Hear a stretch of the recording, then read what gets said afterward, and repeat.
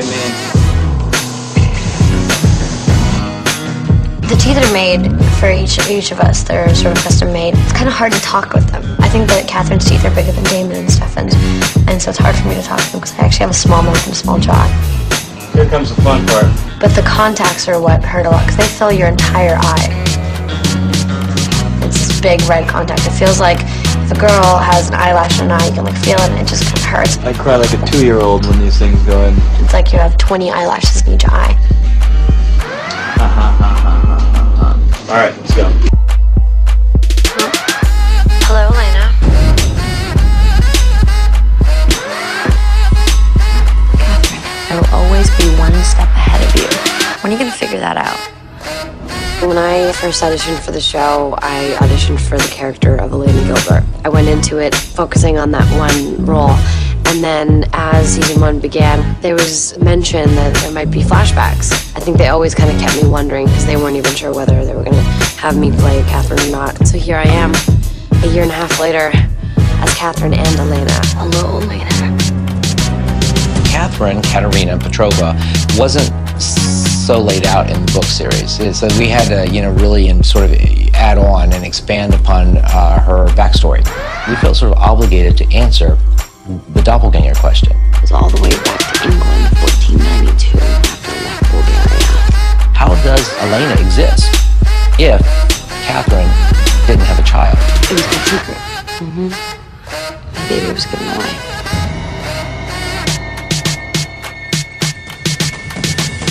We like to make the joke that Nina Dobrev plays 37 characters on this show. We have seen Nina play Elena, 1864 flashback Catherine, present day Naughty Minx Catherine, Katerina Petrova from 1492. I mean, she was playing 4 roles in one episode. She's amazing. We have big plans for Nina Dobrev. We're just gonna keep expanding on any possible way we can use that girl because she's unbelievable. No one's job is easy. I just happen to be doing 2 people's jobs at the same time.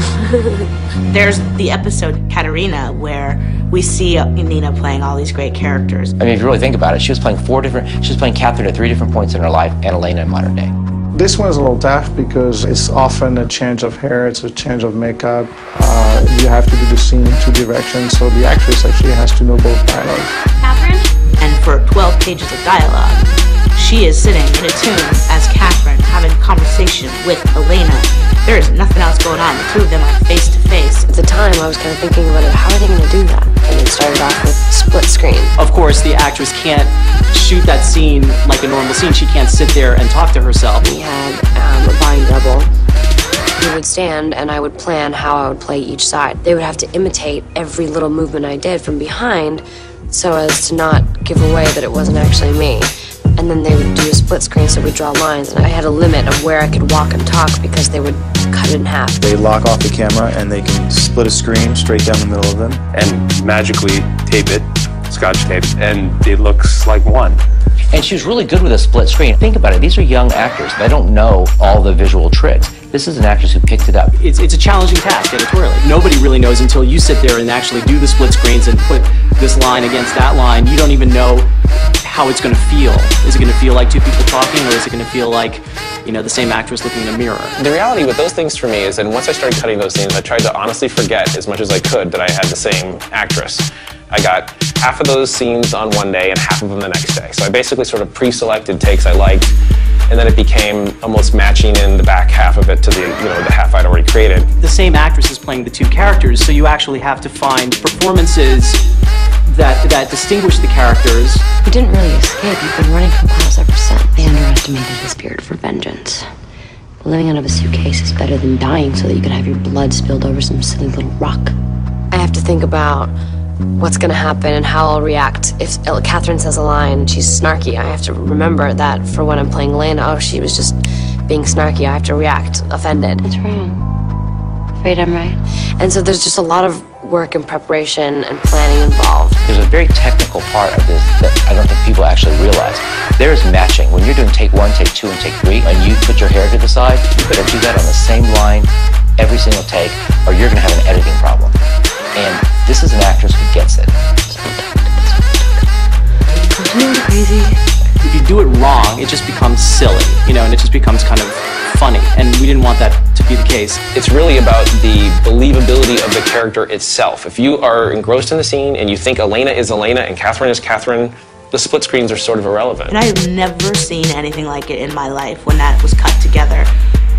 It was astounding to me. There were no mistakes. She had every line down for both characters. She was acting opposite nothing, and yet she was delivering the performance of the season for both characters, and it was astonishing. What else is needed to break the curse? Look who's getting smarter. Nina playing Catherine playing Elena is hard. It's hard in story, and it's hard for her to do. Towards the end of this season, Catherine ends up kind of dressing as Elena to kind of fool people. When we started doing Catherine imitating Elena and doing the straight hair and wearing her clothes, that got even harder. When she was impersonating Elena, we kind of switched the parts a little bit. So even though you thought it was Elena, there was something off about the look that you saw in the entire episode. Hello, John. Goodbye, John. I would look in the mirror and get confused because it's really Catherine being Elena but trying to not tell the audience that she's Elena and then still have it be a little Catherine-y. We've done it a couple times when it's been really effective, and then sometimes less so, and so we're always kind of like, can we get away with this again? Not sure. Catherine. You have to admit I am getting better at this. It almost like gets in my head a little bit sometimes when I go back and forth. It kind of messes with me, but it's cool. And on top of that, you have to pour your eyes out and cry and burst into tears, take after take after take until your tear ducts are dry. I've been so selfish because I love you so much. Believe it or not, when you look in the mirror and you look different, it helps you feel different and walk different when you put on the heels and your hair.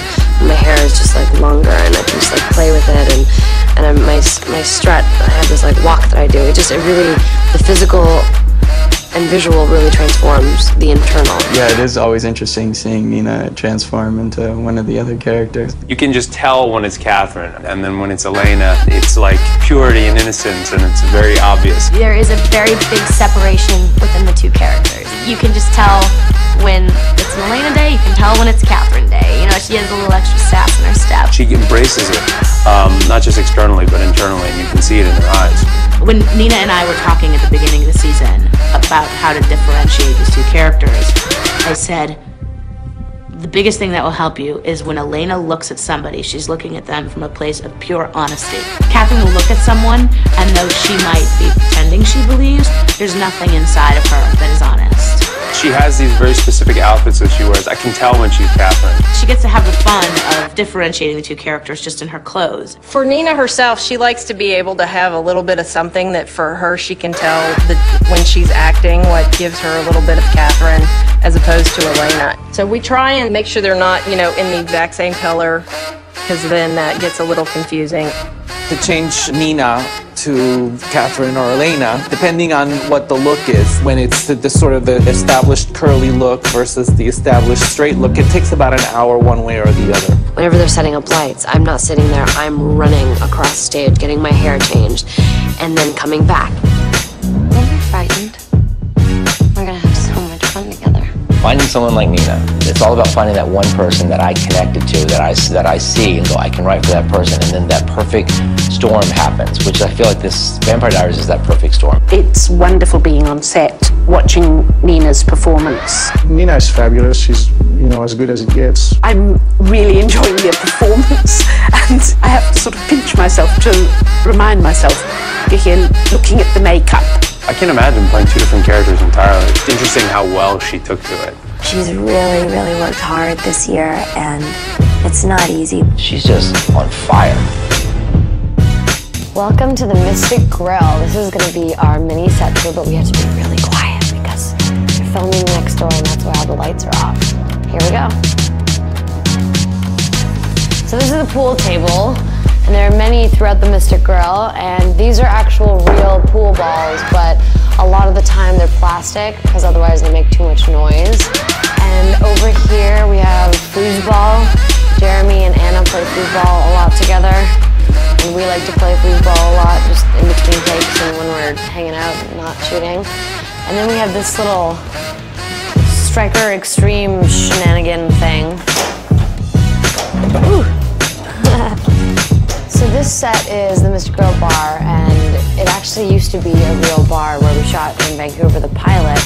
So when we moved to Atlanta, we had to rebuild the entire stage and this entire bar based on the one in Vancouver. And I think they did a pretty good job. Damon and Matt, who plays Alaric, spend a lot of their scenes here because they're always drinking and always drowning their sorrows. That is the end of the Mystic Grill.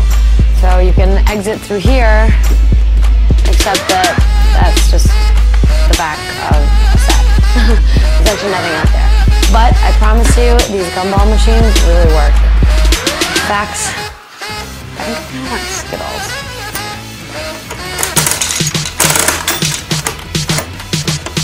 Ugh. Look at that. So it looks like not many people have been using these in a really long time because they're really coarse and dusty, and just put that up there and go to craft service and some actual candy. Now this is one of the sets. It's the library, the Salvatore Library. So come on in. So we're about to shoot a big scene, and these are the cameras and the crew. Everybody say hi. Hi. These are our hardworking crew members. Can't do anything without every single person on the set. And this is Paul. What do I chop liver? Welcome back to our final episode. I didn't know if there was heaven on earth, but I think there is now. And we're back with Jennifer Bryant, our costume designer, and this magical wall of shoes. How many shoes are there? These are really my stock shoes, and although there's so many shoes here, I still end up going to the mall shopping for more. But these are like my backup shoes in an emergency, or if I have a new character. I have boots, I have sandals, I've got it. This section here is your closet. And this is the suck jacket. I got bloody. You got bloody. This is the jacket I wore when I was like, Damon, yes. you suck. So how many you have? And then if you look above, all of that is season 1. We have a lot of fun here. Only behind the scenes of the Vampire Diaries would you find blood on the floor and not even bat an eyelash. More importantly, we're going into this fitting room. Jen, tell everyone, what is a fitting? I will bring my shopping in here, we'll rack it out, trying on tons and tons of clothes. I have that same dress in green. What a coinky-dink. That's a real coincidence that you have that, you know? Jennifer designed this dress for Catherine, and it's gorgeous. I knew that what I wanted didn't exist, so I decided to start from scratch. And I do a lot of research. And this is a color that was very popular in 1864. Well-to-do ladies would wear lavender. This is a royal color. Yes. You can see my little note. I had square neck, lavender solid body, and I go and I shop for trim. And like in this case, I layered these together like that to give that fullness that you see on the sleeve over there. Isn't that gorgeous? So it's like 3 different layers of trim here. It's really beautiful. It's not just the dress. I mean, look at all these things that have to go under the dress. The hoop skirt, and you know, well, not that. Corsets, vintage gloves. That's a Civil War jacket back there, and it's authentic reproduction. And then they would wear these beautiful high boots. These are wonderful. These are not what you'd find in your normal Halloween store. That is amazing. Only a mother could love. I know. These are Venetian masks. I know, isn't that gorgeous? Look at this one. And they're really works of art. And I'm using them in my masquerade ball. We want to transport you so that when you're watching the show and the audience watches the show, they really feel they're in that time era. So I really work at trying to make that happen. You really do such a beautiful job.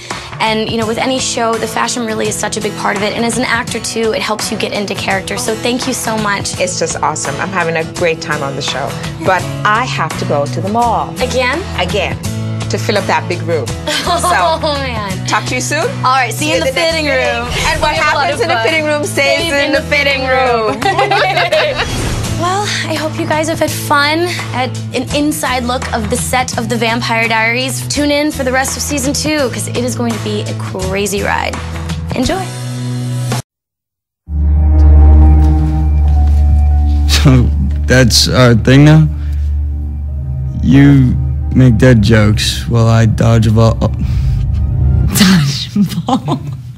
You play dodgeball? Subtle. Literally, like, did we? weather be cold or whether the weather be hot, we'll be together whatever the weather, whether we like it or not. Let's go. All you have to do is register for classes and show up. And show up. And show up. Sorry.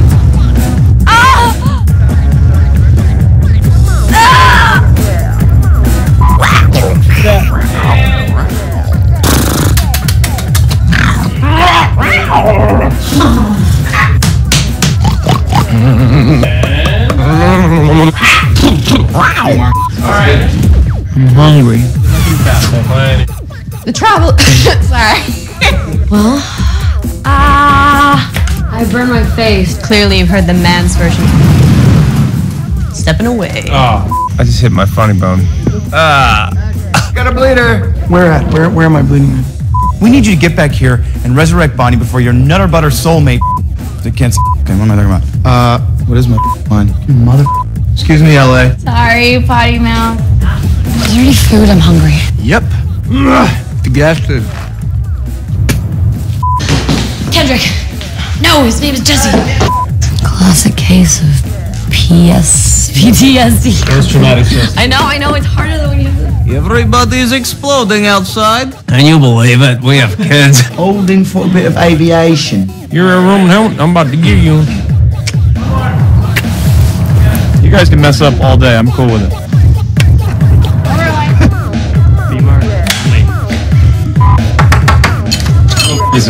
What?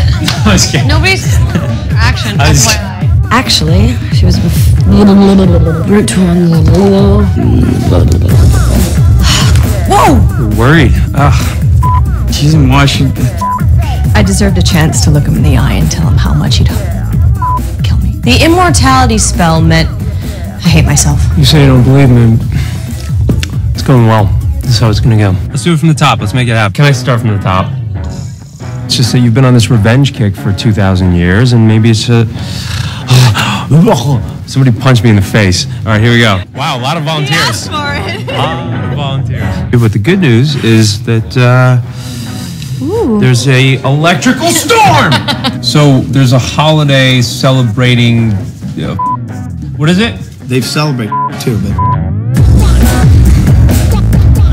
Hey. Hey. Karen. You're so sexy. We have pretty babies. One handsome. Yeah. That's for the world. Come on. Yeah. Maybe instead of kissing my cheek, you can pinch my nipples this time, huh? Oh. Mark it. Everybody dance. Everybody dance. Great, thank you.